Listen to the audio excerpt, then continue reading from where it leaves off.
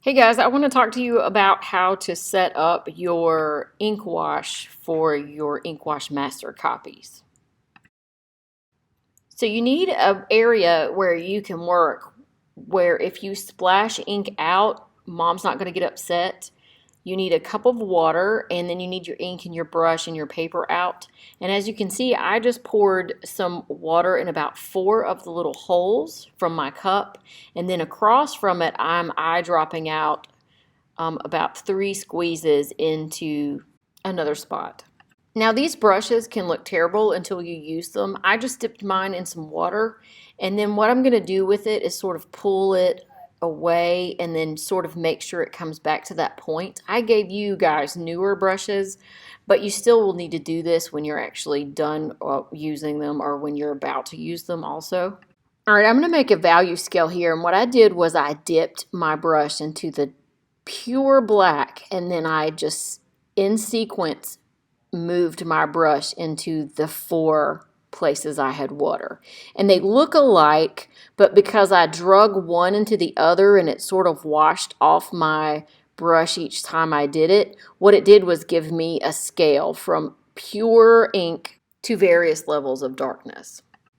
Now, you don't need to prove your scale to me, but I do want you to be able to have some lighter variations of the black. So I gave you 3 sheets of paper. You're going to do Chinese characters on one, test out the values that you made. It doesn't matter to me how dark you make them or how light you make them. You can't see it in the video, but I have it pulled up on my computer as I'm drawing, and I'm just copying some of the characters, trying to see if I can't get a finer tip with my brush, or if I need to, you know, get a thicker area. More water will thicken your brush out, less liquid or less water will thin it out. And you see I just rolled it on the edge of my paper to try to get that tip again. I would avoid touching the tip of your brush when it's got ink on it. This ink dyes everything and it will get everywhere. The Chinese characters are about you being able to change line width and pressure on your brush. So it's more about line drawing with the brush. When you pick out your animal master copy, that is going to be more about you duplicating shapes and values and moving the water around to create an area that is filled. By the way, this is sped up, so I painted much slower than this.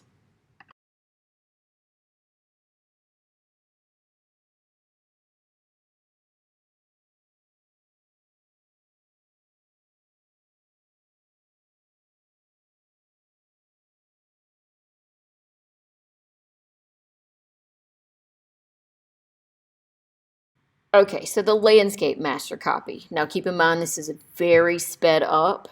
However, you don't want your water getting too dry in certain times. Do you see how like you can touch into a darker area or a lighter area that's wet with a darker color and it will actually run the ink?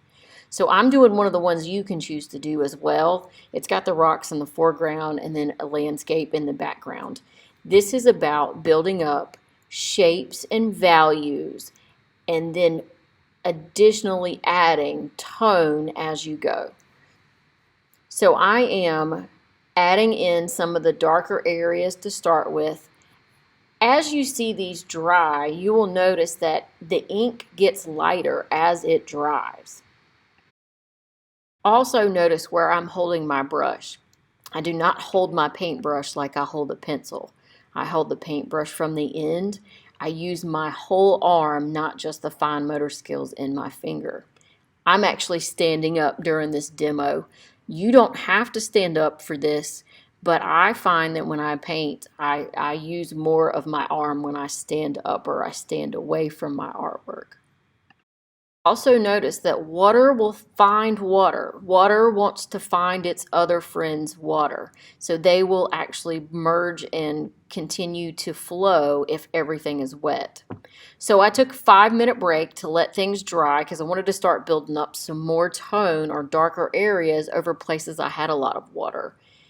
And you let it dry a little bit because it will just all bleed together in a big mess sometimes if you do not let it dry.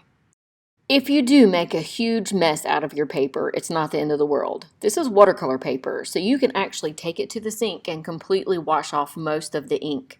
Let the paper completely dry, like a whole day, and then you can paint on top of it again with most of the ink gone. It would probably be a gray color at that point, but you could probably wash off most of the ink and start again. So it's not the end of the world if you make a total mess. So now you see I'm at a point where I've let it dry again, and I'm now adding some really darker tones in because as they dried, they lightened up, and I want some of these rocks in the foreground to be darker, and I'm going to go in and add some distinct areas in the background as well. Finally, if you hadn't noticed, I did change my water about 3 different times during this demo. It's important after a while for you to clean your water. It's not as dark as it appears right now in the film, but it will get dark and oversaturated and mess up your light areas. Finally, just a reminder that this can make a huge mess. You can do it on top of the drawing board that I gave you in your portfolio. Just, you'll have to wipe it up and let it dry before you start putting other kind of paper on that drawing board.